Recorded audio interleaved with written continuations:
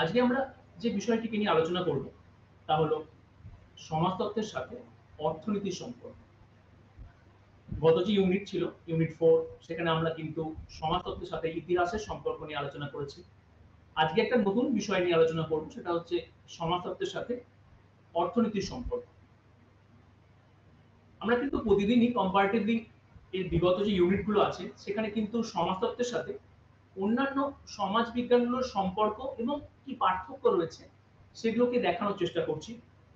একই সাথে আমরা আরো যে বিষয়গুলোকে মাথায় রাখবো সেটা হচ্ছে যে সমাজতত্ত্ব বিষয় কোন কোন পরিধি, কি বিষয়বস্তু, কি প্রেক্ষাপট নিয়ে আলোচনা করে, তার সাথে সাথে অন্যান্য যে সমস্ত বিষয়বস্তু রয়েছে যেমন ধরো ইকোনমিক্স, যেমন ধরো হিস্ট্রি, অ্যানথ্রোপোলজি, এগুলো কোন কোন বিষয় নিয়ে আলোচনা করছে বা অন্য সাবজেক্টগুলো কি কি পরিধি রয়েছে সেগুলো কিন্তু আমাদের আলোচনার মধ্যে আসে। তাহলে এই যে দুটো বিষয়বস্তু সমাজতত্ত্ব এবং অন্যান্য বিষয়, এই দুটোর মধ্যেকার যে সম্পর্ক সেগুলো নিয়ে আজকে আমরা কিন্তু বিস্তারিত আলোচনা করব। প্রথমেই আমরা জেনে নেব সমাজতত্ত্বের প্রেক্ষাপট, সমাজতত্ত্ব কোন কোন বিষয় নিয়ে আলোচনা করে। আমরা এটা নিয়ে বারংবার আলোচনা করেছি বিভিন্ন ইউনিটের। আগে যে ইউনিটগুলো আমরা আলোচনা করেছি সেখানে বারবার বলা হয়েছে যে সমাজতত্ত্ব কিন্তু সমাজ নিয়ে আলোচনা করে। সমাজ এবং সেই সমাজে যে সমস্ত মানুষ রয়েছে তার আচার আচরণ সম্পর্ক সেগুলো কিন্তু সমাজতত্ত্বের আলোচনার বিষয়বস্তুর মধ্যে রয়েছে।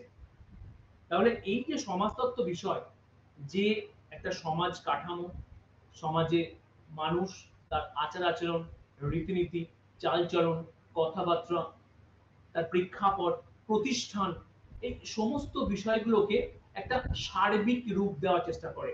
তার মানে একটা জেনারেলাইজড ফর্মে সমাজতত্ত্ব সমাজের ব্যাখ্যাকে উপস্থাপন করার চেষ্টা করে।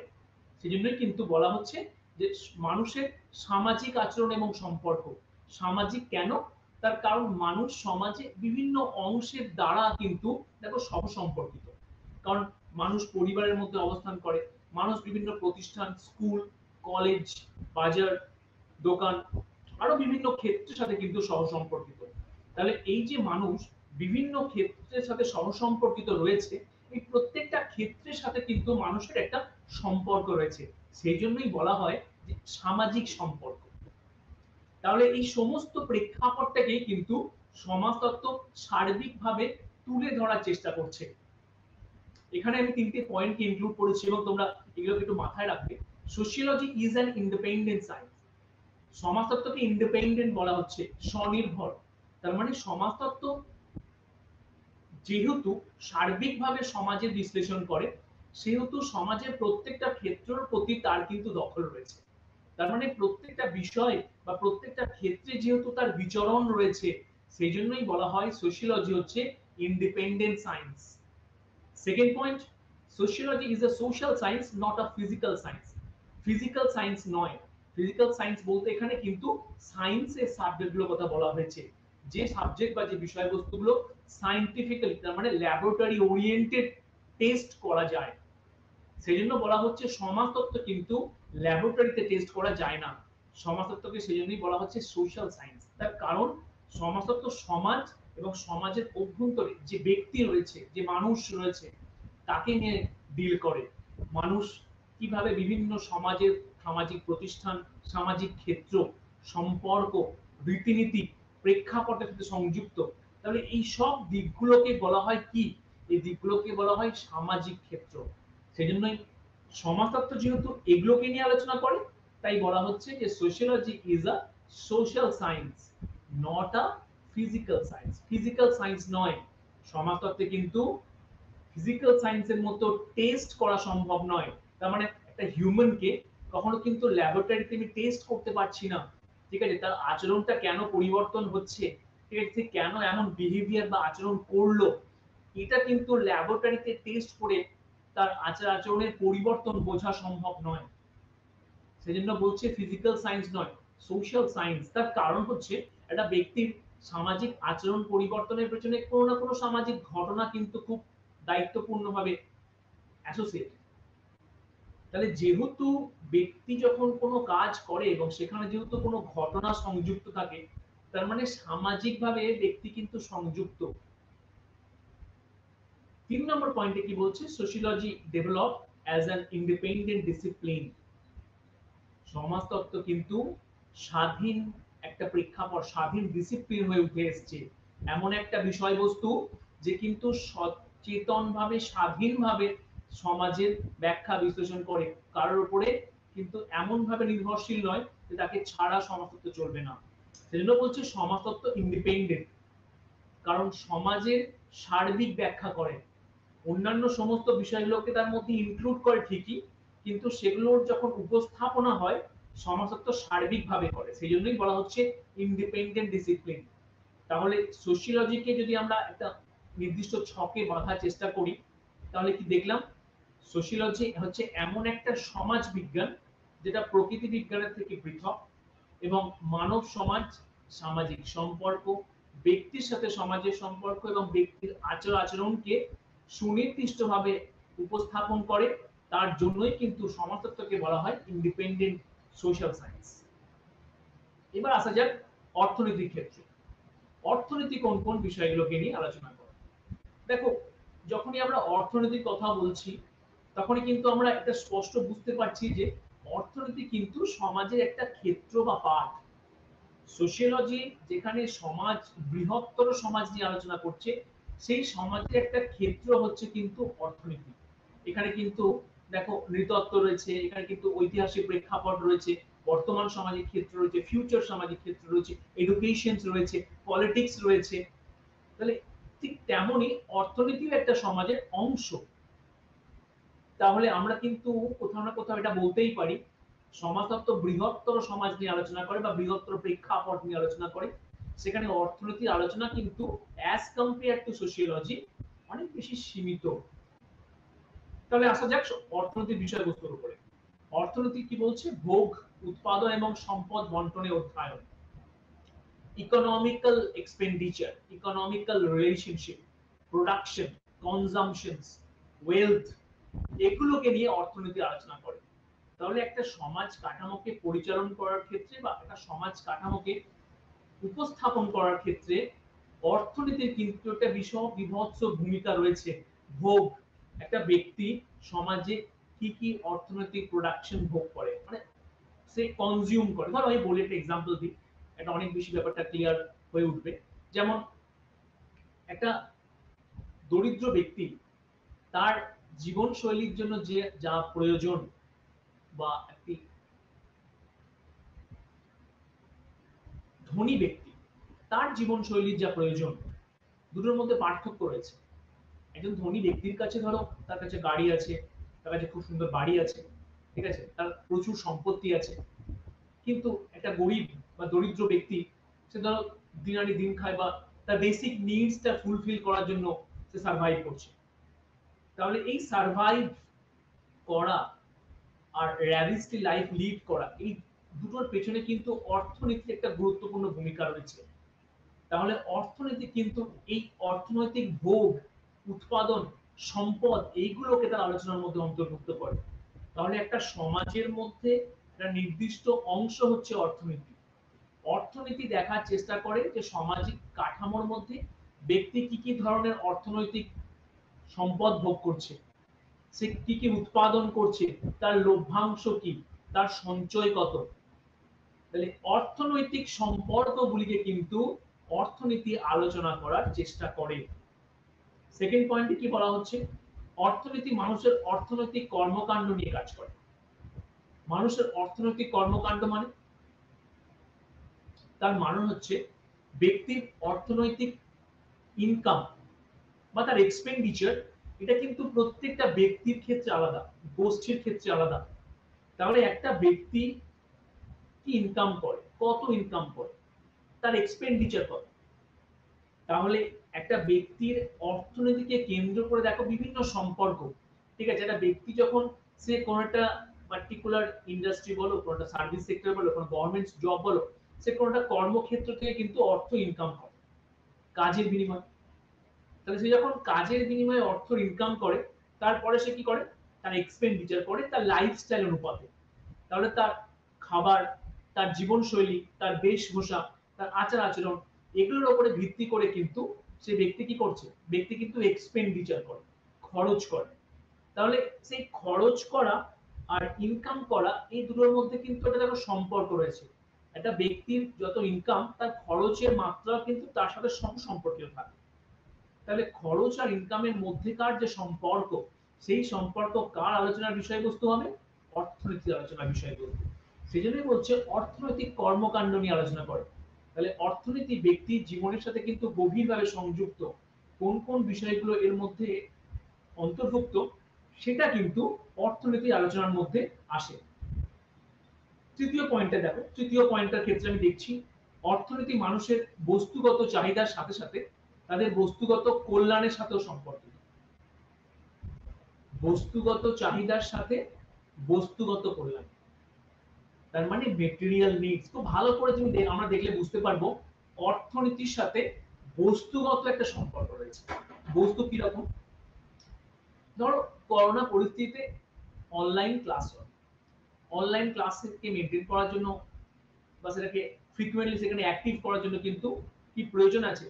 প্রয়োজন আছে কিন্তু এটা মোবাইল। তাহলে মোবাইল তার বস্তু।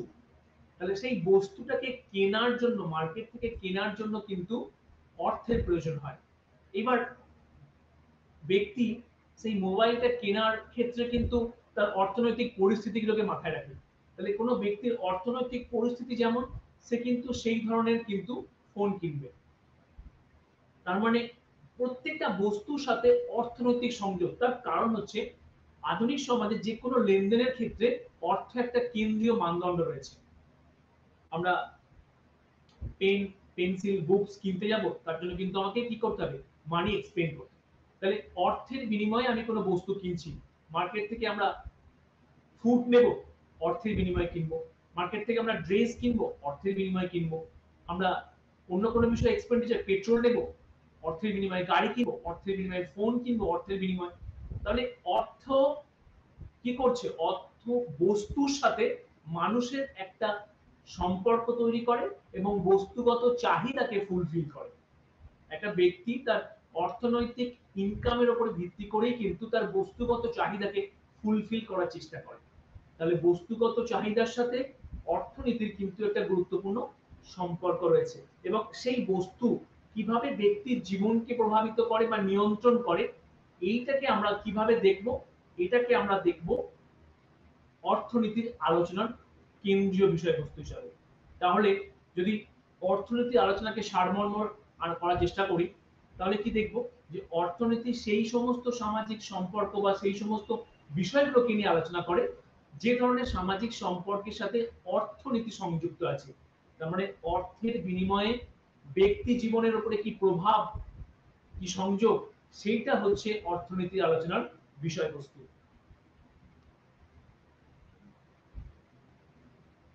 এরপরে যে বিষয়টিকে নিয়ে আমরা আলোচনা করব তা হচ্ছে অর্থনীতির সাথে সমাজ বিজ্ঞানের সম্পর্ক। কারণ যে টপিকটা আমরা আলোচনা করছি তার কেন্দ্রবিন্দু কিন্তু এটাই রয়েছে, অর্থনীতির সাথে সমাজ বিজ্ঞানের কি সম্পর্ক। অর্থনীতি এবং সমাজ বিজ্ঞান দুটো কিন্তু ভিন্ন বিষয়বস্তু। অর্থনীতি ইকোনমিক প্রেক্ষাপটটাকে দেখার চেষ্টা করে, অন্যদিকে সমাজ বিজ্ঞান কিন্তু একটা সার্বিক সামাজিক প্রেক্ষাপটকে দেখে। কিন্তু দুটোর মধ্যে একটা নিগূঢ় সম্পর্ক রয়েছে। কি কি সম্পর্ক রয়েছে সেগুলোকে আমরা স্টেপ বাই স্টেপ দেখে নেব। প্রথম কি বলা হচ্ছে? অর্থনীতি ব্যক্তিদের বস্তুগত কল্যাণের সাথে সম্পর্কিত। তাহলে বস্তুগত কল্যাণ এখানে কেন বলা হচ্ছে? তার কারণ হচ্ছে একটা ব্যক্তির তার চাহিদাকে মেটানোর জন্য কিন্তু বস্তুর প্রয়োজন আছে। তাহলে সেই বস্তু আমি কি করে পাবো? দোকান থেকে তো আমি ছিঁড়ে নিতে পারি না, চুরি করতে পারি না। তাহলে তার জন্য প্রকৃত শাস্তি হবে। তাহলে কি করে পাবো? সেটা আমরা অর্থের বিনিময়ে পাবো। অর্থের বিনিময়ে আমরা কোনো বস্তুকে কিনবো মার্কেট থেকে। তাহলে সেই বস্তু কি করবে? সেই বস্তু ব্যক্তিগত চাহিদাকে ফুলফিল করবে। তাহলে ব্যক্তিগত চাহিদা ফুলফিল মানে এখানে বলতে যাওয়া হচ্ছে বস্তুগত কল্যাণের কথা। তাহলে অর্থনীতি ব্যক্তিদের বস্তুগত কল্যাণের সাথে সহসম্পর্ক। দ্বিতীয় কি বলা হচ্ছে এখানে? ঠিক কি বলা হচ্ছে দেখো, সাধারণ কল্যাণ অর্জনের জন্য অর্থনীতি সব সামাজিক বিজ্ঞান এবং বেশিরভাগ সমাজ বিজ্ঞান থেকে সাহায্য নেয়। তাহলে এবার আমি মানছি যে ধরো অর্থনীতি বস্তুগত চাহিদাকে পূরণ করার কথা বলছে, কিন্তু এই যে বস্তুগত চাহিদা এই বস্তুগত চাহিদাটা প্রত্যেকটা ব্যক্তির ক্ষেত্রে ভিন্ন এবং প্রত্যেকটা ব্যক্তির সামাজিক প্রেক্ষাপট অনুযায়ী ভিন্ন।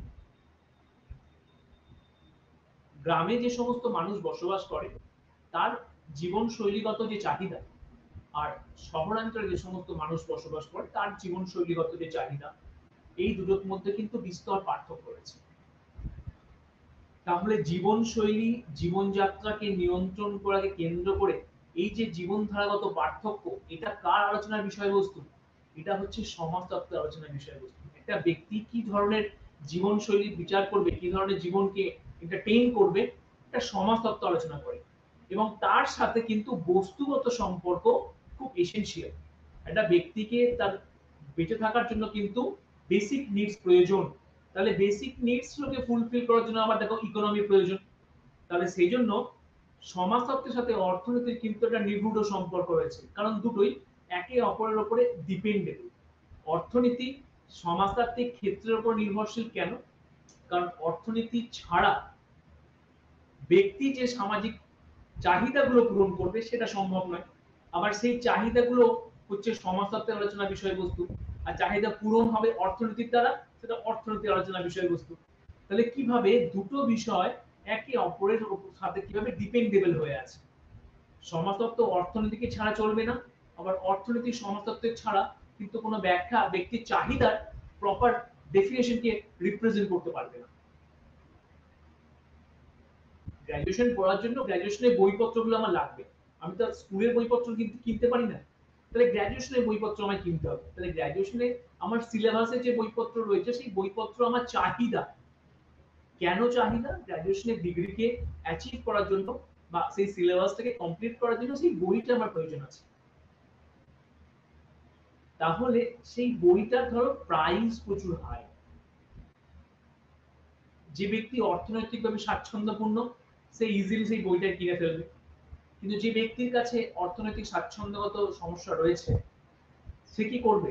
সে সেই বইটাকে পাওয়ার জন্য ইদার কোনো লাইব্রেরি অ্যাক্সেস করবে বা কলেজ লাইব্রেরি থেকে সেটাকে জেরক্স করে নেবে। জেরক্স করলে হয়তো তার প্রাইস কম পড়বে। তাহলে ব্যক্তি কিন্তু তার অর্থনৈতিক সামর্থ্য অনুযায়ী তার চাহিদাকে পূরণ করছে। তাহলে ব্যক্তির সামর্থ্য নির্ভর করছে সামাজিক অবস্থানের উপরে এবং চাহিদা পূরণের জন্য অর্থনীতি একটা কেন্দ্রীয় বিষয়। অর্থনীতি আলোচনা নিবিড় রয়েছে আমাদের ইকোনমিক্সের মধ্যে। তাহলে আমরা কি দেখলাম? ইকোনমি এবং সোশিওলজির মধ্যে একটা গুরুত্বপূর্ণ সম্পর্ক। সেকেন্ড পয়েন্টটা কি বলা হয়েছে? নিজস্ব বোধগম্যতার জন্য অর্থনীতি সমাজ বিজ্ঞানের সাহায্য নেয় এবং তার উপর নির্ভর করে। নিজস্ব বোধগম্যতার জন্য, নিজস্ব বোধগম্যতা মানে এখানে বলা হচ্ছে অর্থনীতি কিন্তু অসম্পূর্ণ যদি সমাজতত্ত্বের আলোচনাকে না প্রাধান্য দেয়। কিরকম ভাবে? এক্সাম্পলে আসা যাক। অর্থনীতি একটু আগে যে এক্সাম্পল দিচ্ছিলাম গ্রাম সমাজ বা শহর, বা একটু আগে যে এক্সাম্পল দিচ্ছিলাম ধর একটা ধনী স্টুডেন্ট, ঠিক আছে, বা একটা গরিব স্টুডেন্ট, ইকোনমিক্যালি স্বাচ্ছন্দ্যপূর্ণ ব্যক্তি আর ধরো ইকোনমিক্যালি স্বাচ্ছন্দ্যপূর্ণ নয়, এমন দুটো ব্যক্তির যে অর্থনৈতিক জীবনশৈলী, এই জীবনশৈলীটাকে যখন আমি আলোচনার মধ্যে নিয়ে আসব তাহলে আমাকে কি দেখতে হলো? আমাকে দেখতে হচ্ছে যে সামাজিক প্রেক্ষাপটটা কোন সামাজিক প্রেক্ষাপটের জন্য তার অর্থনৈতিক অবস্থা দুর্বল বা কোন সামাজিক প্রেক্ষাপটে সে বসবাস করছে, সেখান থেকে আমি আন্দাজ লাগাতে পারবো যে কি ধরনের অর্থনৈতিক সহযোগিতা বা সাহায্য তার প্রয়োজন। তাহলে অর্থনৈতিক স্বাচ্ছন্দ্য বোধ এর জন্য কিন্তু অর্থনীতি পুরোপুরিভাবে সমাজতত্ত্বের উপর নির্ভরশীল। তার কারণ হচ্ছে তাহলে প্রকৃত চিত্রটা ফুটে উঠবে। একটা গ্রামের মানুষ তার জীবনশৈলীকে নির্ধারণ করার জন্য যে পরিমাণে এক্সপেন্ড করে, এক্সপেন্ডিচার, একটা শহরের মানুষের এক্সপেন্ডিচার বা কস্ট অফ লিভিং কিন্তু অনেক বেশি হাই। তাহলে গ্রামের মানুষের এক্সপেন্ডিচার হাই কেন? কারণ গ্রামে আনুষঙ্গিক যে সমস্ত জিনিসপত্র বা বেঁচে থাকার জন্য যা প্রয়োজন সেগুলো শহরাঞ্চল থেকে প্রাইস কম, বা সে যে স্ট্রাকচার, সোশ্যাল স্ট্রাকচার থাকে সেখান থেকে তার অনেক কিছু তোমার নিডস ফুলফিল হয়ে যায়। ধরো ফুড, সে ধরো চাষবাস করে, চাষবাসের মধ্যে দিয়ে তার বেসিক ফুডসটা সে সেখান থেকে অ্যাকুয়ার করে। তাহলে ফুডটাকে হয়তো বাইরে থেকে কিনতে হচ্ছে না, কিন্তু শহরাঞ্চলে হলে কি হবে, সেই ফুডের জন্য তাকে এক্সপেন্ড করতে হবে, শহরাঞ্চলে আবার ফুডের দামও বেশি। তাহলে তথাকথিতভাবে কিন্তু এই বিষয়টা স্পষ্টভাবে বোঝা যাচ্ছে যে কিভাবে একটা জিনিস আরেকটা জিনিসের উপর নির্ভরশীল। যখনই আমি অর্থনৈতিক সম্পর্কগুলোকে দেখব, তখনই অর্থনৈতিক সম্পর্কটা কোন সামাজিক প্রেক্ষাপটে ঘটছে সেটাকেও কিন্তু আলোচনায় আনতে হবে, তা না হলে কিন্তু অর্থনৈতিক সম্পর্কটাকে বুঝতে পারবো না। একটা ব্যক্তি কেন আইফোন কিনতে পারছে না, বা একটা ব্যক্তি কেন ধরো ঠিক আছে কোনো একটা বই কিনতে পারছে না, এটা তখনই বুঝতে পারবো যখন তার সোশ্যাল সিচুয়েশনসটাকে আমি দেখব। তাহলে social situation is more important when you discussing the fact। তাহলে ইকোনমিক রিলেশনশিপকে জানার জন্য আমাকে সার্কামস্ট্যান্সেস ভালো করে বুঝতে হবে, পরিস্থিতি ভালো করে বুঝতে হবে। তাহলে পরিস্থিতির উপরে ভিত্তি করেই কিন্তু অর্থনীতির আলোচনা অনেক বেশি বোধগম্য হয়। তৃতীয় কি বলছে পয়েন্টটা, যখন সমাজে অর্থনৈতিক সমস্যা থাকে, যেমন মুদ্রাস্ফীতি, দারিদ্র্য, বেকারত্ব, তখন অর্থনীতিবিদরা সাধারণত সমাজ বিজ্ঞানের সাহায্য নেয় এবং সেই নির্দিষ্ট সময়ে ঘটে যাওয়া সামাজিক ঘটনাগুলিকে বিবেচনা করে। দেখো এটা এই পয়েন্টটা কিন্তু ভাইস ভার্সা হিসেবে কাজ করে।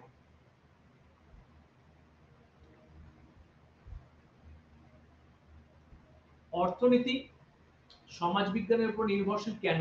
কারণ মুদ্রাস্ফীতি, দারিদ্র্য বা বেকারত্ব, এই যে পয়েন্টগুলো কতখানি বলা হচ্ছে, এই পয়েন্টগুলোতে কি ইনভলভ আছে? হিউম্যান ইনভলভ আছে। একটা ব্যক্তি বা একটা সমাজ বা একটা গোষ্ঠী একটা চরম মুদ্রাস্ফীতির মধ্যে দিয়ে যাচ্ছে, জিনিসপত্রের দাম বেড়ে গেছে, পেট্রোলের দাম ধরো প্রচুর বেড়ে গেছে, ফুড দাম বেড়ে গেছে, প্রত্যেকটা জিনিসপত্রের দাম করোনা পরিস্থিতির পর থেকে বেড়েছে। তাহলে যদি মুদ্রাস্ফীতিকে নিয়ে আলোচনা করতে যায়, তাহলে কিন্তু কোন সামাজিক প্রেক্ষাপটের জন্য মুদ্রাস্ফীতি হচ্ছে এটা আলোচনাকে বাদ দেওয়া যাবে না। তাহলে সেই সামাজিক প্রেক্ষাপটটাকে যদি আলোচনা করতে যায়, তাহলে আমাদেরকে কি করতে হবে? আমাদের কিন্তু সমাজতত্ত্বের সাহায্য নিতে হবে। তাহলে অর্থনীতিকে মুদ্রাস্ফীতি নিয়ে আলোচনা করতে হলে সমাজতত্ত্বের সাহায্যের প্রয়োজন। আবার যদি দারিদ্র্য নিয়ে আলোচনা করতে যাই, তাহলেও কিন্তু কি লাগবে? তাহলেও কিন্তু সমাজতত্ত্বের আলোচনা প্রয়োজন। ব্যক্তি কোন সামাজিক প্রেক্ষাপটে যে দারিদ্র, তার কি অর্থনৈতিক দুর্বলতার পেছনে কি শিক্ষা ব্যবস্থা দুর্বল, নাকি তার ফ্যামিলি এক্সট্রাভেগেন্স রয়েছে, তার মানে আয়ের থেকে ব্যয় বেশি রয়েছে, নাকি তার ফ্যামিলিতে সদস্য সংখ্যা বেশি, নাকি তার ফ্যামিলিতে ইনকাম করা ব্যক্তির সংখ্যা কম, বা কর্মক্ষম ব্যক্তি অক্ষম হয়ে গেছে। একটাই ধরো ব্যক্তি যে যে উৎপাদন করে, যার দ্বারা ইনকাম, যেহেতু ইনকাম সোর্স অফ ফ্যামিলি, সেই সোর্স অফ ফ্যামিলি ধরো কোনো সিচুয়েশনের মধ্যে পড়ে সমস্যায় পড়েছে, বা ধরো অ্যাক্সিডেন্টে তার কোনো সমস্যা হয়েছে, সে আর কাজে যোগদান করতে পারছে না। তাহলে এই যে যদি প্রেক্ষাপট তৈরি হয়, তাহলে এই প্রেক্ষাপটটা আমাকে বুঝতে হবে, তবেই না আমি ব্যাখ্যা করতে পারবো যে সেই ফ্যামিলি কিভাবে দারিদ্র্যমূলক পরিস্থিতির মধ্যে দিয়ে যাচ্ছে, বা বেকারত্বের ক্ষেত্র সেমই অবস্থান। তাহলে সামাজিক প্রেক্ষাপট আর কারণ, তাহলে কজ আর এফেক্ট, এই দুটো কিন্তু একে অপরের সাথে সংযুক্ত। যদি কজ নিয়ে ইকোনমি আলোচনা করে, তাহলে কিন্তু এফেক্টকে গুরুত্ব দিতে হবে। এফেক্টে কথা বলছে কিন্তু সোশিওলজি। তাহলে সেই জন্যই অর্থনীতি এবং সমাজতত্ত্বের মধ্যে কিন্তু সম্পর্ক অনেক বেশি নিগূঢ়। 4 নম্বর পয়েন্টে আসা যাক, ম্যাক্স ওয়েবার, ভিলফ্রেটো প্যারেটো। আমরা আগের দিনও ম্যাক্স ওয়েবার, আগের যে ইউনিট, সেই ইউনিটে কিন্তু আমরা ম্যাক্স ওয়েবার নিয়ে আলোচনা করেছি, ইকোনমির আলোচনা প্রসঙ্গে, বিউরোক্রেসি আলোচনা প্রসঙ্গে। ম্যাক্স ওয়েবার, প্যারেটো প্রভৃতি সমাজবিজ্ঞানীরা অর্থনীতি এবং সমাজের উপরে ব্যাপক এবং কঠোর গবেষণা করেছেন, এবং কি করেছে? অর্থনীতির সাহায্য নিয়েছে। খুব সিম্পল একটা, এবং এই নামগুলোকে মনে রাখার চেষ্টা করবে। ম্যাক্স ওয়েবার, প্যারেটো, এরা কিন্তু কি নিয়ে আলোচনা করছে? এরা কিন্তু ইকোনমি নিয়ে আলোচনা, ক্যাপিটালিজম নিয়ে আলোচনা। কার্ল মার্কসের আলোচনা তোমরা ক্যাপিটালিজম আলোচনা পাবে, ক্যাপিটালিজম নিয়ে আলোচনা করছে। ভিলফ্রেটো প্যারেটো মানি নিয়ে আলোচনা করছে, ফিলোসফি অফ মানি নিয়ে আলোচনা করছে। তাহলে এই যে অর্থনীতি নিয়ে আলোচনা করেছে, সেটা অর্থনীতির ব্যক্তি জীবনে প্রভাব। ম্যাক্স ওয়েবার দেখানোর চেষ্টা করেছেন কিভাবে ইংল্যান্ডে ইকোনমির উপরে বেস করে একটা ডেভেলপমেন্ট হয়েছে। তাহলে রিলিজিয়াস আর ইকোনমির মধ্যেকার যে সম্পর্ক, ম্যাক্স ওয়েবার তার Protestant ethic and the spirit of ক্যাপিটালিজমে দেখানোর চেষ্টা করছে। প্যারেটো দ্য ফিলোসফি অফ মানিতে মানির প্রসঙ্গে বিস্তারিত আলোচনা করছে। তাহলে এই যে জিমেল, প্যারেটো বা ম্যাক্স ওয়েবার, ঠিক আছে, এরা প্রত্যেকে কি করছে, প্যারেটো ধরো এলিট নিয়ে আলোচনা করেছে। তাহলে এই যে ধরো প্রত্যেকটা বিষয়, প্রত্যেকটা থিঙ্কার কি করছে, থিঙ্কার কিন্তু বিভিন্ন দৃষ্টিকোণ থেকে দেখানোর চেষ্টা করছে সামাজিক ঘটনার সাথে অর্থনীতি কিভাবে সংযুক্ত। দুটোকে একে অপরের থেকে বাদ দেওয়া যায় না। তার কারণ হচ্ছে একটা ব্যক্তির যে কনজাম্পশন, এটা বস্তুগত, বস্তুগত কনজাম্পশন এর পেছনে ইকোনমি একটা ইম্পর্টেন্ট রোল প্লে করে। তাহলে ইকোনমির সাথে বস্তুগত যে সম্পর্ক, যেটা তুমি মার্ক্সের আলোচনায় পাবে, সেটা কিন্তু ম্যাক্স ওয়েবার, প্যারেটো, জিমেল এরা কিন্তু দেখানোর চেষ্টা করছে। প্যারেটো যে এলিট থিওরি, জিমেলের যে তোমার ফিলোসফি অফ মানি থিওরি, সেগুলো কিন্তু এই আলোচনার মধ্যে তোমরা দেখবে এবং দেখার চেষ্টা করলে তুমি বুঝতে পারবে যে কিভাবে এই তাত্ত্বিকরা সামাজিক প্রেক্ষাপটকে দেখানোর চেষ্টা করছে, কিন্তু ইকোনমিক্যাল সোর্স থেকে তার কেন্দ্রীয় সম্পর্ককে আনার বিষয়টিকে মাথায় রাখছে। তারপরের যে পয়েন্ট, যে কোনো অর্থনৈতিক সমস্যা সাধারণীকরণ সমাজবিজ্ঞান দ্বারা সংগৃহীত তথ্যের উপরে ভিত্তি করে। অর্থনৈতিক সমস্যা সাধারণীকরণ, তাহলে জেনারেলাইজেশন করার চেষ্টা করছে। জেনারেলাইজেশন করার জন্য কিন্তু সমাজতত্ত্বের উপর নির্ভরশীল করতে হয়। ধরো মুদ্রাস্ফীতি, যে পয়েন্টটা বললাম, ইকোনমিস্টের ইকোনমিক্যাল পয়েন্ট অফ ভিউ থেকে যদি মুদ্রাস্ফীতি আলোচনা করতে হয়, তাহলে মুদ্রাস্ফীতি কোভিড এর পরবর্তীকালে কিভাবে বেড়েছে, এটাকে যদি একটা সারমর্ম আনার চেষ্টা করি, যে কোভিড এর পরিস্থিতির সময় থেকে সমস্ত উৎপাদন, ট্রান্সপোর্ট কস্টিং, ঠিক আছে, লেবার কস্টিং প্রভৃতির ক্ষেত্রে কিন্তু বিভিন্ন সংখ্যক চার্জেস বেড়েছে বা কমেছে, যে যে কস্টটাই হোক না কেন। তাহলে যে কোনো একটা পার্টিকুলার কজ কে দেখানোর চেষ্টা করা হচ্ছে যে এই কজ গুলো কোভিড পিরিয়ডে মুদ্রাস্ফীতির জন্য দায়ী। তাহলে কি করা হলো, একটা জেনারেলাইজ ইমেজ দেওয়ার চেষ্টা করা হলো। ধরো ট্রান্সপোর্ট কস্ট বেড়ে যাওয়ার জন্য কোথাও না কোথাও এটা একটা ফ্যাক্টর হিসেবে কাজ করছে মুদ্রাস্ফীতির পেছনে। তাহলে ট্রান্সপোর্ট কস্টিং বেড়ে গেছে, এবার তুমি ইন্টারনেট করো, এর সঙ্গে ধরো পেট্রোলের দাম বেড়েছে, তাহলে ট্রান্সপোর্ট করে যে সমস্ত জিনিসপত্রগুলো এক জায়গা থেকে অন্য জায়গায় নিয়ে যাওয়া হচ্ছে, সেই জিনিসপত্রের উপরও দামটা লাগু হয়েছে, তাহলে সেই জিনিসপত্রের দামটাও কিন্তু বাড়ছে। তাহলে এইভাবে একটার পর একটা ফ্যাক্টর রেসপন্সিবল কেন মুদ্রাস্ফীতির পেছনে। তাহলে এই ফ্যাক্টরগুলোকে ধরো রাখা হলো, তো ট্রান্সপোর্ট বা অন্যান্য ফ্যাক্টর বা পেট্রোলের দাম বৃদ্ধি, এগুলোকে যদি অ্যাজ এ পয়েন্ট হিসাবে দেখানো হয়, তাহলে এগুলো কি করছে, এগুলো একটা জেনারেলাইজ ইমেজ দেওয়ার চেষ্টা করছে। তাহলে সোশিওলজি বিভিন্ন সামাজিক প্রেক্ষাপট ধরে একটা জেনারেল ইমেজ কনস্ট্রাক্ট করার চেষ্টা করে, যে ইমেজটা দিয়ে বোঝা যায় যে কেন মুদ্রাস্ফীতি হচ্ছে। তাহলে জেনারেলাইজেশনের ক্ষেত্রে ইকোনমি কার উপর নির্ভরশীল, সোশিওলজিক্যাল প্রেক্ষাপটের উপর নির্ভরশীল। তাহলে ইকোনমিক্স আর সোশিওলজির মধ্যে কিন্তু একটা নিগুড় সম্পর্ক রয়েছে, এটা কিন্তু খুব স্পষ্টভাবে বোঝা যাচ্ছে এই স্লাইড থেকে। যে কোনো অর্থনৈতিক প্রেক্ষাপটকে যখনই আমি ব্যাখ্যা করতে আমরা যাব, তখনই কিন্তু তাকে কোনো না কোনো সামাজিক প্রেক্ষাপটে করতে হবে।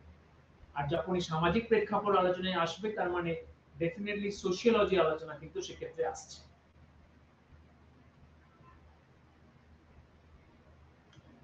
তাহলে যেটা বলছিলাম, সমাজবিজ্ঞানও কিন্তু অর্থনীতির সাথে সম্পর্কিত ডেফিনেটলি, কারণ যখনই তুমি মুদ্রাস্ফীতির সাথে সামাজিক প্রেক্ষাপটে আলোচনা করবে, সমাজতত্ত্ব তো মুদ্রাস্ফীতিকে সামাজিক প্রেক্ষাপটের সাথে সংযুক্ত করার চেষ্টা করবে, কারণ সমাজতত্ত্ব সামাজিক প্রেক্ষাপটকে দেখাচ্ছে মুদ্রাস্ফীতির সাথে সম্পর্কিত করে।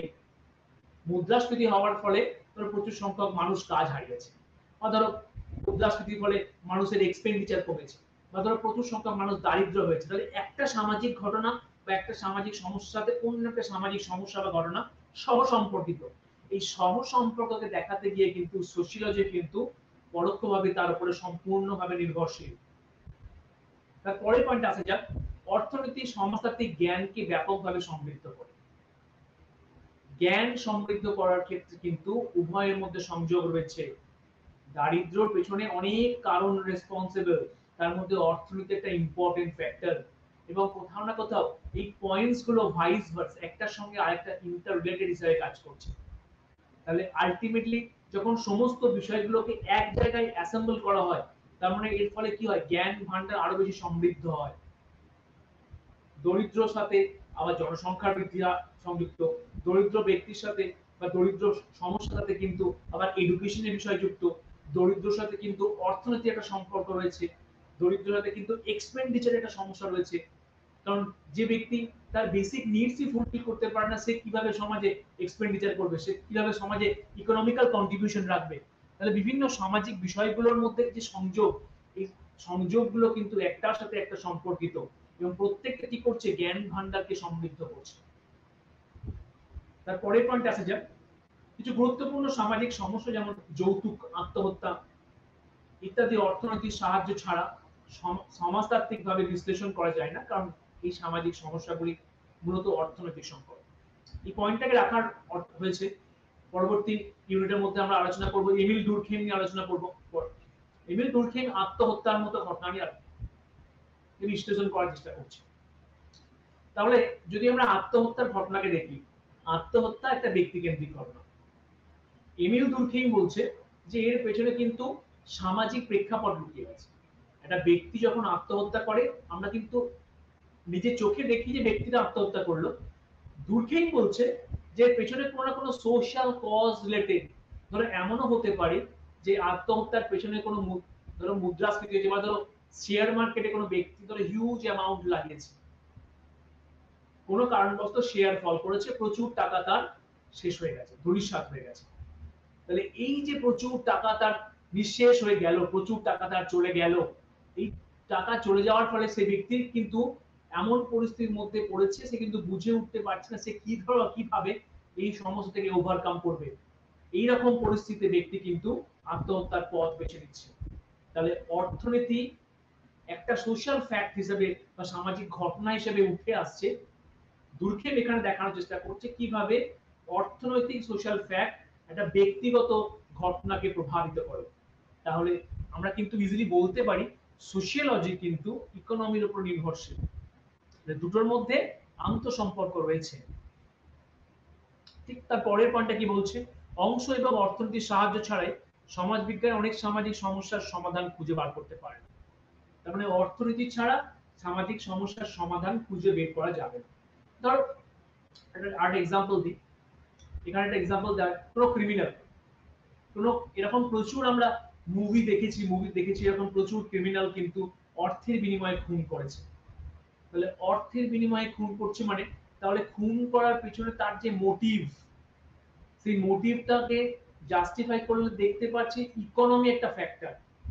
তাহলে ইকোনমিক ফ্যাক্টরটার জন্য যে সোশ্যাল কজ বা সোশ্যাল ইস্যুস তৈরি হচ্ছে, এটা কিন্তু অস্বীকার করা যায় না। সেজন্যই বলা হচ্ছে যে অর্থনৈতিক সাহায্য ছাড়া ওটা সোশ্যাল প্রবলেমস কে ডিল করা যায় না।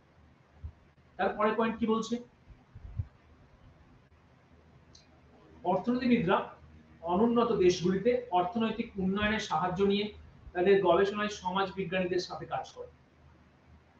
তাহলে যদি আমরা আমাদের উন্নয়নশীল দেশের কথা বলি, ঠিক আছে, ডেভেলপিং কান্ট্রি, তো আমরা ডেভেলপিং কান্ট্রিতে কি হচ্ছে, কোন কোন সোশ্যাল ফ্যাক্টর গুলো রেসপন্সিবল ইকোনমিক ডেভেলপমেন্ট, বা কোন কোন সোশ্যাল ফ্যাক্টর গুলো রেসপন্সিবল ইকোনমিক ডেভেলপমেন্টে বাধা দেওয়ার জন্য, এই দুটো জিনিসকে কিন্তু সঠিকভাবে ব্যাখ্যা করতে হবে।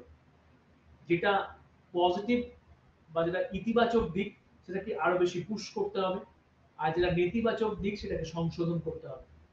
তাহলে এর জন্য কিন্তু ইকোনমি সাথে সমাজতত্ত্বের সম্পর্ক কেন রয়েছে, কারণ ইকোনমি এই বিষয়টাকে কিন্তু সঠিকভাবে আলোচনা করছে, এবং সমাজতত্ত্বকে ইকোনমির উপর নির্ভরশীল হতে হবে যে কোন কোন খাতে সঠিক ব্যয় করলে সঠিক ডেভেলপমেন্ট হবে।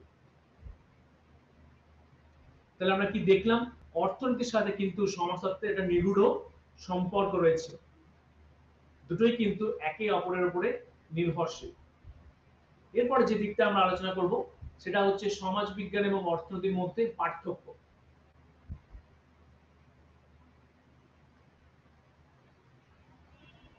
সমাজবিজ্ঞান প্রাথমিকভাবে সমাজ এবং সামাজিক সম্পর্ক অধ্যয়ন করে, যেখানে অর্থনীতি সম্পদ এবং পছন্দ অধ্যয়ন করে।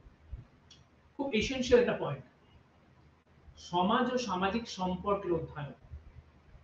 দেখো এখানে ব্যক্তির পছন্দ, ব্যক্তির ইকোনমিক এক্সপেন্ডিচার, এগুলো হচ্ছে একটা ব্যক্তির একটা নির্দিষ্ট দিক।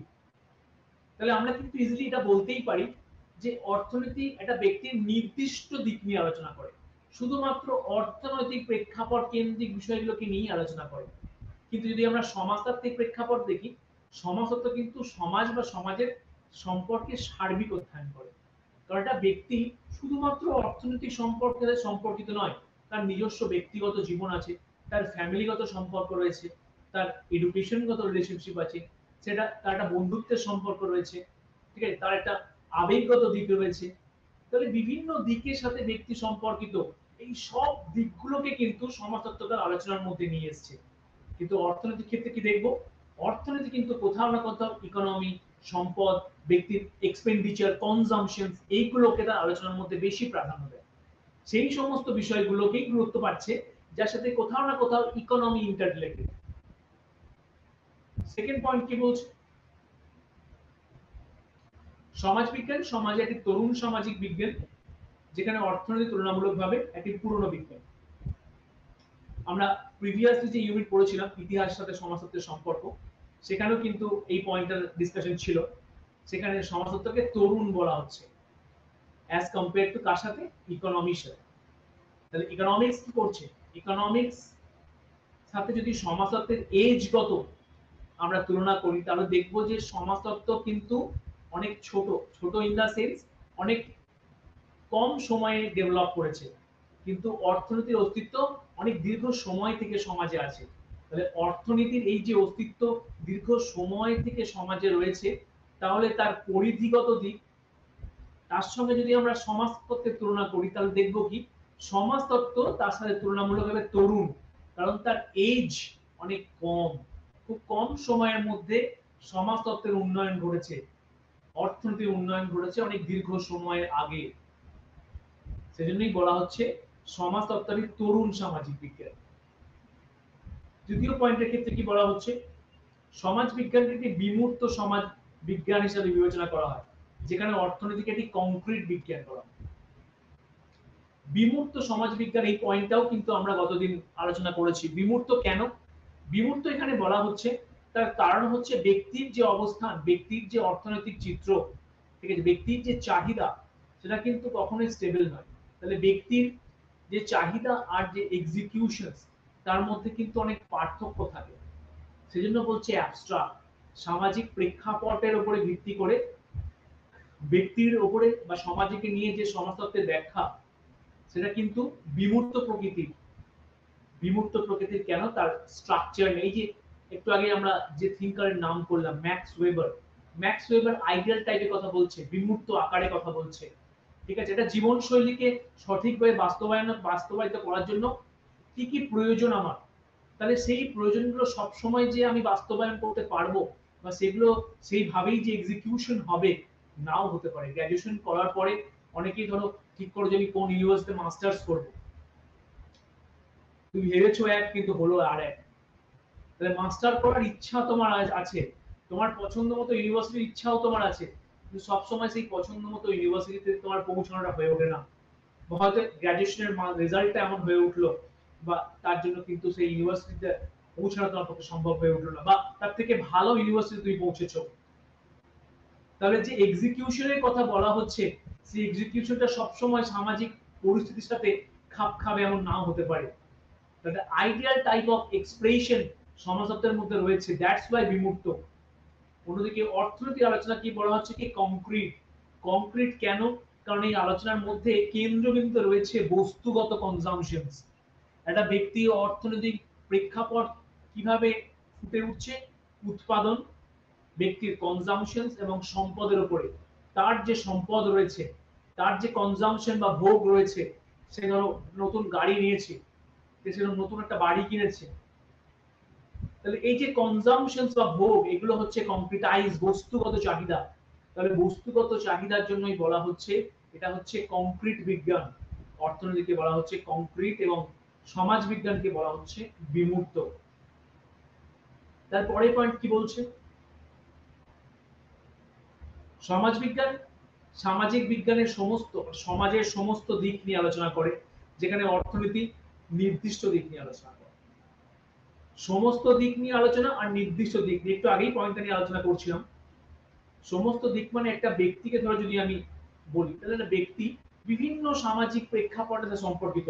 সেটা নির্দিষ্ট পরিবারের মধ্যে বসবাস করে, সেটা নির্দিষ্ট স্কুলে পড়াশোনা করেছে, সেটা নির্দিষ্ট কলেজে পড়েছে, বা তার ইকোনমি একটা রিলেশনশিপ আছে, সেটা নির্দিষ্ট কোম্পানিতে জব করে বা গভর্নমেন্ট জব করে, সে নির্দিষ্ট অঞ্চলে বসবাস করে, সে নির্দিষ্ট ক্লাবের সাথে সংযুক্ত, সে নির্দিষ্ট গোষ্ঠীর সাথে সংযুক্ত, সে ধরো তার ফুড হ্যাবিট, তার ড্রেসিং সেন্স, সে ধরো চাইনিজ খাবার খেতে ভালোবাসে, তার ড্রেসিং সেন্স, সে ধরো ফর্মাল ড্রেস পরতে ভালোবাসে। তাহলে একটা ব্যক্তিকে যখন আলোচনা করছে তখন সামগ্রিক সার্বিক দিক নিয়ে আলোচনা হচ্ছে। তাহলে তার সামাজিক, অর্থনৈতিক, সাংস্কৃতিক, শিক্ষাগত, জব, সমস্ত অর্থনীতি, সমস্ত দিকগুলোকে নিয়ে আলোচনা করছে কিন্তু সোশিওলজি। কিন্তু যদি আমরা ইকোনমির প্রেক্ষাপট দেখার চেষ্টা করি, ইকোনমি শুধুমাত্র কিন্তু নির্দিষ্ট প্রেক্ষাপট নিয়ে আলোচনা করে। কোন প্রেক্ষাপটটা? সেটা হচ্ছে তার অর্থনৈতিক সম্পর্ক। তাহলে একটা ব্যক্তির অর্থনৈতিক সম্পর্কগত যে আলোচনা, সেটা হচ্ছে ইকোনমিক্সের আলোচনার বিষয়বস্তু। তার মানে তার পরিধি কিন্তু কোথাও না কোথাও সীমিত। ঠিক তার পরের পয়েন্টে দেখো সেটা আছে, সমাজতত্ত্বের পরিধি অনেক বেশি বিস্তৃত। কারণ যেহেতু এটি সমাজের সমস্ত ক্ষেত্রগুলোকে নিয়ে আলোচনা করছে, তাই সমাজতত্ত্বের পরিধি কিন্তু অনেক বেশি, অনেক বড়, অনেক বিস্তৃত এরিয়া নিয়ে সমাজতত্ত্ব আলোচনা করে। কিন্তু যদি আমরা অর্থনৈতিক প্রেক্ষাপটকে দেখার চেষ্টা করি, তাহলে কি দেখব? অর্থনৈতিক প্রেক্ষাপট কিন্তু অনেক বেশি সীমিত। কারণ শুধুমাত্র অর্থ, অর্থকে কেন্দ্র করে যে সমস্ত সামাজিক সম্পর্ক, সেইগুলোকে নিয়ে আলোচনা করছে ইকোনমিক্স।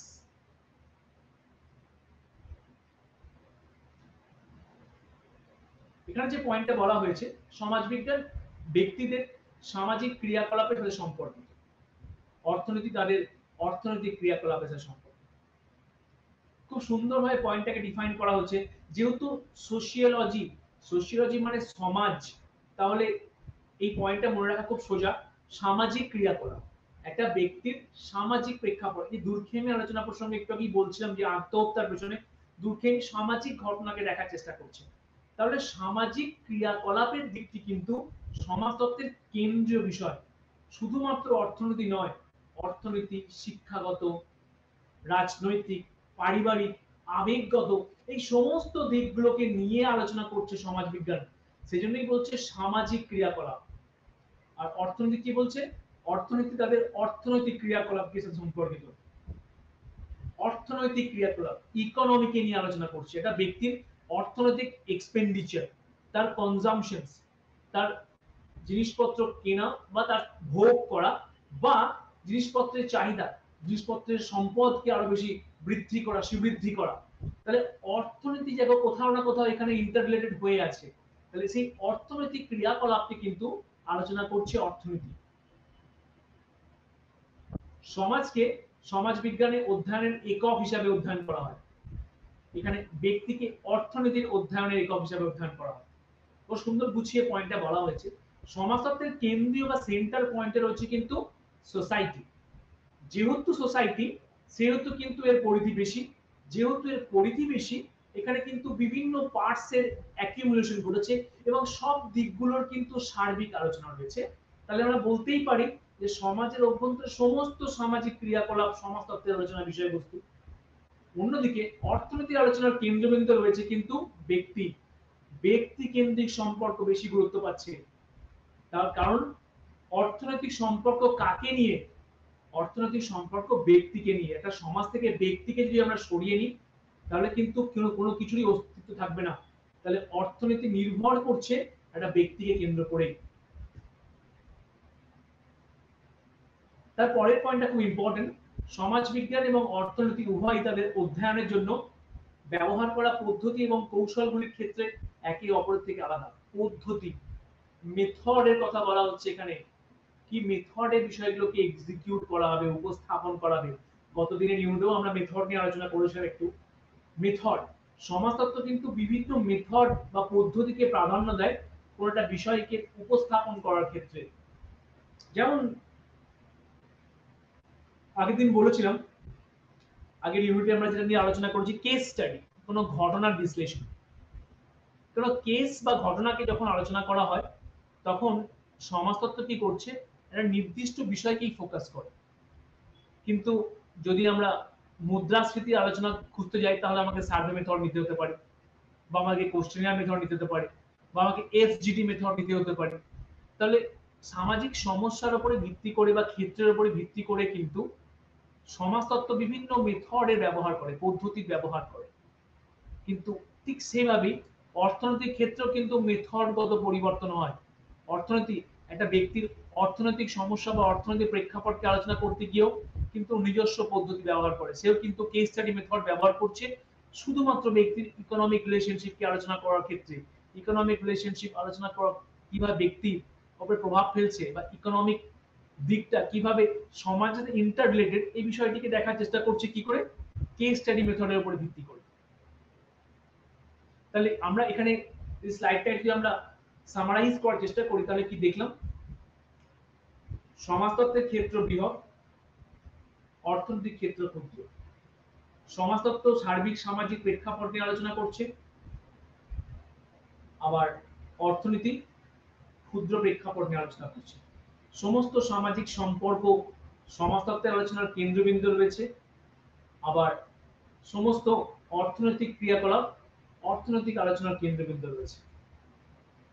সমাজতত্ত্ব পুরো সমাজকে নিয়ে অধ্যয়ন করে, ব্যক্তিকে নিয়ে অধ্যয়ন করে অর্থনীতি। আর হচ্ছে মেথড বা পদ্ধতি, কি পদ্ধতি বা কোন পদ্ধতির ব্যবহার রয়েছে এবং সেই পদ্ধতি কিভাবে ব্যক্তিগতভাবে বা গোষ্ঠীগতভাবে বা পরিস্থিতির সাথে সম্পর্কিত রেখে ব্যবহৃত হবে সেটা ডিপেন্ড করছে। তাহলে সেটার ক্ষেত্রে পৃথকতা নির্ভর করছে সমাজতত্ত্ব এবং অর্থনীতির ক্ষেত্রে। এক্ষেত্রে আমাদের যে বিষয়টা মাথায় রাখতে হবে, দুটোই বিষয় কিন্তু কোথাও না কোথাও সমাজে জনপ্রিয়, এবং এই দুটো বিষয়ই কিন্তু নিজেদের মতো করে সামাজিক সমস্যা বা সামাজিক ইস্যুগুলোকে তুলে ধরার চেষ্টা করছে। এবং এই ইস্যুগুলোকে তুলে ধরতে গিয়ে আমরা কিন্তু দেখব প্রচুর প্রচুর থিঙ্কার বা ব্যক্তি রয়েছে, সমাজবিজ্ঞানী বা অর্থনীতিবিদ রয়েছেন, তারা কিন্তু তাদের নিজস্ব কন্ট্রিবিউশন দিয়েছেন। তারা দেখানোর চেষ্টা করেছে সমাজ কি ধরনের অর্থনৈতিক প্রেক্ষাপট বা সামাজিক সমস্যার মধ্যে দিয়ে যাচ্ছে, কোন কোন সামাজিক সমস্যার সাথে অর্থনীতির সম্পর্ক রয়েছে, বা অর্থনৈতিক সম্পর্ক আলোচনা করতে গিয়ে আমাকে আর কোন কোন সামাজিক দিকগুলোকে প্রাধান্য দিতে হবে, বা কোন ধরনের সামাজিক সমস্যা ব্যক্তি কোন সামাজিক বা অর্থনৈতিক প্রেক্ষাপট এবং অর্থনৈতিক চাপে পড়ে করছে। এই সবগুলোর কিন্তু সুস্পষ্ট ব্যাখ্যা তখনই সম্ভব হবে যখন এই দুটোকে মধ্যেকার সম্পর্ক এবং পার্থক্যকে আমরা সুনির্দিষ্টভাবে তুলে ধরতে পারবো। তার কারণ হচ্ছে দুটো সাবজেক্ট বা দুটো বিষয়বস্তু যখন উপস্থাপিত হচ্ছে তখন কিন্তু এই দুটোর মধ্যে সুনির্দিষ্ট কিন্তু বিভাজন রয়েছে, আবার দুটোর মধ্যে যথাযথ মিলও রয়েছে।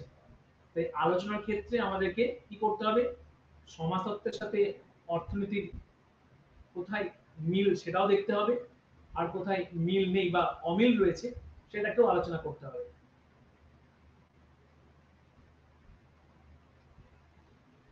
এখানে তিনটে অর্থনীতিবিদের নাম বলা হয়েছে, John Stuart Mill, Alfred Marshall, James Stuart. এই তিনটে অর্থনীতিবিদ কিন্তু অর্থনৈতিক প্রেক্ষাপটকে বিস্তৃতভাবে দেখানোর চেষ্টা করেছেন। অর্থনীতি কিভাবে ব্যক্তিগত জীবনের সাথে সহসম্পর্কিত এবং ব্যক্তি কিভাবে এই অর্থনীতির দ্বারা প্রভাবিত হচ্ছে সেটাকে দেখানোর চেষ্টা করছে এই তিনটে অর্থনীতিবিদ। আরো অর্থনীতিবিদ আছে, এখান থেকে আমি তিনটে অর্থনীতিবিদকে আলোচনায় নিয়ে এসেছি। তার কারণ হচ্ছে এটা কথা করতে হবে প্রথম দিককার অর্থনীতিবিদ যারা সমাজতত্ত্বে এবং ইকোনমিক্সে অর্থনীতিতে নিগূঢ় তাৎপর্যপূর্ণ অবদান রেখেছেন। যদি আমরা জেস মিলের কথা বলি, মিল কিন্তু ডিভিশন অফ লেবার নিয়ে কথা বলছে এবং একটা ব্যক্তির ইকোনমিক কনজাম্পশনস বা ভোগ নিয়ে আলোচনা করছে। তাহলে অর্থনীতি একটা ব্যক্তি জীবনের ইম্পর্টেন্ট রোল প্লে করে। যে কোনো সমাজে ব্যক্তিকে বেঁচে থাকতে হলে, তার জীবনশৈলীকে বাস্তবায়িত করতে হলে বা তার চাহিদাগুলোর পরিপূরণ ঘটাতে হলে কিন্তু অর্থনীতির একটা প্রয়োজন রয়েছে। আলফ্রেড মার্শালও কিন্তু তার রচনার মধ্যে দেখানোর চেষ্টা করছে কিভাবে একটা সংগঠন, কিভাবে একটা গোষ্ঠী অর্থনৈতিক সম্পর্কের উপরে ভিত্তি করে দাঁড়িয়ে রয়েছে। নিজস্ব চাহিদা বা নিজস্ব প্রেক্ষাপটকে যদি সঠিকভাবে তুলে ধরতে হয়, তাহলে কিন্তু কি করতে হবে? তাহলে কিন্তু আমাকে অর্থনৈতিক চাহিদাগুলোকে মাথায় রাখতে হবে। একটা অর্থনৈতিক চাহিদা সঠিকভাবে বাস্তবায়ন না হলে ব্যক্তির জীবনে কিন্তু প্রকৃত গ্রোথ হয়ে উঠবে না। তাহলে আমরা কিন্তু কি দেখছি, বিভিন্ন সামাজিক প্রেক্ষাপটে ব্যক্তি জীবনকে যদি সুস্পষ্টভাবে উপস্থাপন করতে হয়, সেই উপস্থাপন করার জন্য কিন্তু অর্থনীতির কিন্তু একটা তাৎপর্যপূর্ণ ভূমিকা রয়েছে। তার কারণ হচ্ছে এই অর্থনীতি ব্যক্তি জীবনকে সঠিক দিশা প্রদান করে। জেমস স্টুয়ার্ট কিন্তু দেখানোর চেষ্টা করছেন যে কিভাবে প্রপার ওয়েজ, এই প্রপার ওয়েজ চুজ করার ক্ষেত্রে ইকোনমি একটা রোল প্লে করে। তার মানে সবসময় কিন্তু আমরা এটা বলতে পারি না যে অর্থনীতি ব্যক্তি কিন্তু সবসময় সঠিক পথে গাইড করবে, বা ব্যক্তি সমাজ যেভাবে চলছে সেইভাবে ব্যক্তি কিন্তু নিজের জীবনকে সেইভাবেই গড়ে তুলবে। অর্থনীতিকে কেন্দ্র করে সমাজে কি করছে, সমাজে কিন্তু ব্যক্তি অনেক ইতিবাচক বা নেতিবাচক ভূমিকা পালন করতে পারে, বা অনেক ক্ষেত্রে দুঃখজনক ঘটনা, সুইসাইডের মতো ঘটনা ঘটিয়ে ফেলতে পারে। তাহলে অর্থনীতির কিন্তু কোথাও না কোথাও ইতিবাচক এবং নেতিবাচক দিক রয়েছে। এবং সবথেকে ইন্টারেস্টিং বিষয় হলো, তারা দেখানোর চেষ্টা করছেন থিঙ্কাররা, যে এই যে ইতিবাচক বিষয়গুলো বা নেতিবাচক বিষয়গুলো কোনো না কোনো সামাজিক প্রেক্ষাপটের সাথেই সংযুক্ত। তাহলে সমাজ যেভাবে ব্যক্তি জীবনের উপরে প্রভাব ফেলবে, সেই ব্যক্তি সেইভাবে কিন্তু তার জীবনকে পরিচালিত করবে। যেমন ধরা যাক, মুদ্রাস্ফীতির ফলে ব্যক্তি তার লাইফ এক্সপেন্ডিচার কমিয়ে দিয়েছে। কেন কমিয়ে দিয়েছে? কারণ হচ্ছে মুদ্রাস্ফীতির ফলে ব্যক্তির যেটুকু পরিমাণ সঞ্চয়ের প্রয়োজন ছিল সেটুকু পরিমাণ সঞ্চয় হচ্ছে না। তাহলে কি করতে হবে সঞ্চয় বাড়াতে গেলে? কারণ সঞ্চয়ের প্রয়োজন রয়েছে। তার কারণ হচ্ছে ব্যক্তিকে তার জীবনে একটু একটু করে সঞ্চয় করার প্রয়োজন। কারণ সঞ্চয় করলে তার ভবিষ্যৎ প্রজন্ম বা ভবিষ্যতের যে পরিস্থিতিগুলো সেগুলোর সহজভাবে মোকাবিলা করা যায়। হঠাৎ করে কোনো সমস্যার বাতাবরণের মধ্যে পড়লে বা কোনো অসুখের মধ্যে পড়লে বা কোনো অ্যাক্সিডেন্টের মধ্যে পড়লে তার সঞ্চিত অর্থ কিন্তু তাকে সেই সমস্যা থেকে বেরিয়ে আসতে সহায়তা করবে। তাহলে মুদ্রাস্ফীতির মতো একটা সামাজিক সমস্যা ব্যক্তি জীবনে অর্থনৈতিকভাবে প্রভাব ফেলে এবং সেটা অর্থনৈতিক সমস্যার বাতাবরণের সাথে সংযুক্ত হয়ে পড়ে। ঠিক তেমনই যদি আমরা দেখি নেতিবাচক প্রেক্ষাপট থেকে যদি আমরা দেখার চেষ্টা করি, ব্যক্তি অর্থকে অ্যাচিভ করার জন্য, টাকা পয়সাকে আর্ন করার জন্য অনেক বিপথে চলে যায়। বিপথে চলে যায় মানে সে কিন্তু চুরি, ডাকাতি, ছিনতাই, খুনোখুনি এগুলোর পথ বেছে নেয়। তাহলে এই ধরনের যদি অ্যাক্টিভিটি ব্যক্তি বেছে নেয়, কেন বেছে নিচ্ছে? এই ধরনের অ্যাক্টিভিটি বেছে নেওয়ার পেছনে ব্যক্তি কি করছে? ব্যক্তির ইকোনমিক লোভ কাজ করে, তার কনজাম্পশন বেশি কাজ করছে, ভোগ বেশি কাজ করছে, সে আরো বেশি কিছু পেতে চায়। সে যা ইনকাম করে সেই ইনকাম থেকে তার ভোগ, তার যে চাহিদার শ্রীবৃদ্ধি ঘটছে না। তাহলে তার যখন সেই চাহিদার শ্রীবৃদ্ধি ঘটছে না, তাহলে সেটাকে বাস্তবায়িত করতে গেলে কিভাবে করতে হবে? সেটাকে বাস্তবায়িত করতে গেলে ধরতে হবে অনেক বেশি, অধিক বেশি চাহিদাই কিন্তু ব্যক্তিকে অনেক সময় কি করছে? খারাপ পথে নিয়ে চলে। তাহলে অর্থনীতির মতো ঘটনা ইতিবাচক এবং নেতিবাচক ব্যক্তির প্রভাব ফেলছে। বিভিন্ন থিঙ্কাররা তাদের মতো করে, বিভিন্ন ইকোনমিস্ট তাদের মতো করে কিন্তু অর্থনৈতিক প্রেক্ষাপটকে দেখানোর চেষ্টা করেছে এবং তার ইতিবাচক ও নেতিবাচক দিকগুলোকে দেখানোর কথা বলেছেন।